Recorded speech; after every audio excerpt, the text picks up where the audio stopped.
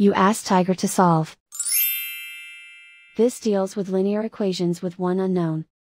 The final result is q equals 25. Let's solve it step by step. Group all constants on the right side of the equation. Subtract 41 over 2 from both sides. Group like terms.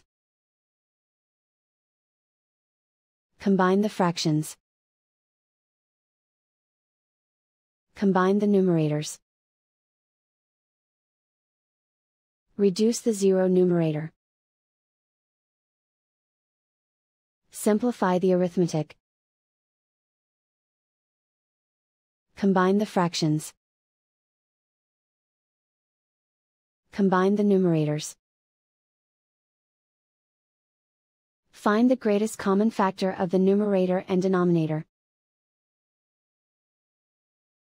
Factor out and cancel the greatest common factor. And so the final result is q equals 25.